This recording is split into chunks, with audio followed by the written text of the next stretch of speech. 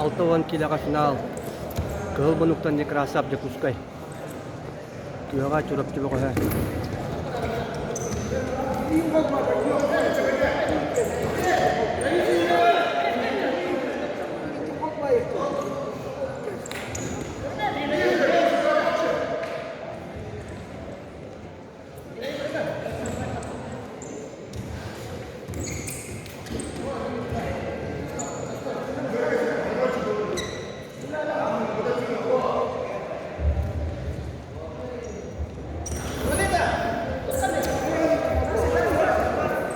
Lagi anak terlihat baru terus untuk jauh dan bersama pastinya jemput dilakukan modern saya selalu jalan kerumutan nekrasa jadi saya kerumutan populer di Georgia.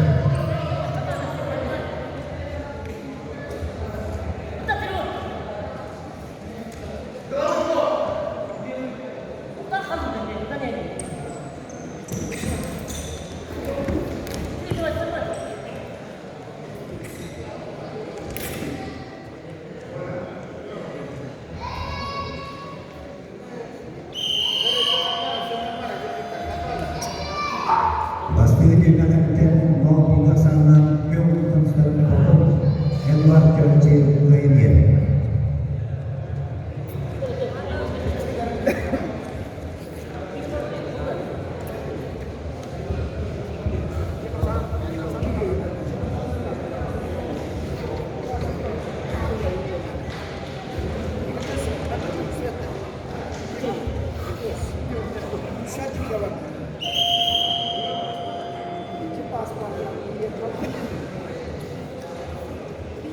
Jadi harus disepakati mereka saya ingin pasti kita akan mencoba pelaksana kegiatan secara populer sekalian.